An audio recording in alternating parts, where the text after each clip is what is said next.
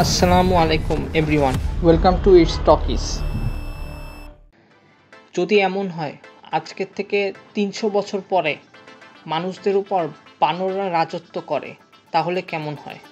ঠিক এরকমই একটা গল্প নিয়ে তৈরি Kingdom of the Planet of the Apes movie. চলুন শুরু করা যাক 19 টকিস।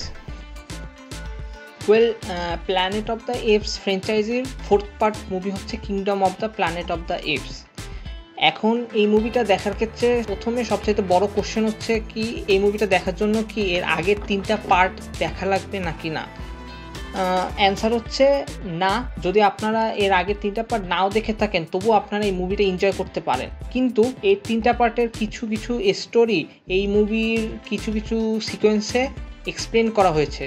যদি আপনারা এর আগে 3টা পার্ট না দেখে থাকেন, তাহলে এগুলো বুঝতে আপনাদের প্রবলেম হবে। স্পেশালি এই 3টা পার্টের প্রোটোগনিস্ট সিজার ক্যারেক্টারটা নিয়ে এই মুভিতে অনেক কিছু বলা রয়েছে।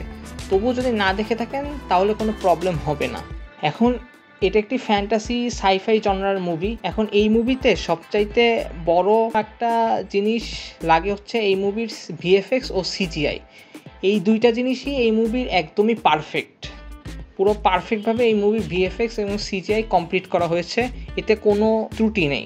এখন আসি হচ্ছে এই মুভির অ্যাকশনগুলো। দেখুন, সাধারণত যেসব অ্যাকশন মাসালা মুভিতে কিছুক্ষণ পরপরই যে অ্যাকশন সিকোয়েন্স থাকে, সেরকম এই মুভিতে এইটা নেই। এই মুভিতে মূলত প্রপারলি ড্রামার উপর বেস করে তৈরি।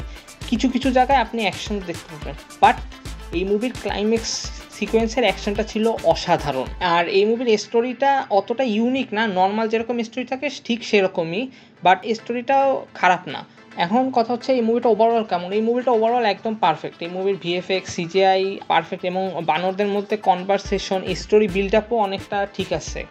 এখন আপনারা যদি ফ্যান্টাসি এবং সাইফাই জনরার মুভি পছন্দ করেন, তাহলে এই মুভিটা আপনাদের জন্য, আপনারা দেখতে পারেন। আর আমি এই মুভিটাকে 5 স্টারের মধ্যে 4 স্টার রেটিং দেবো। এই মুভিটা নিয়ে আপনাদের ধারণা কি আপনারা কমেন্ট সেকশনে জানাবেন। আর ভিডিওটা পছন্দ হয়ে থাকলে লাইক অ্যান্ড শেয়ার করুন, and don't forget to subscribe.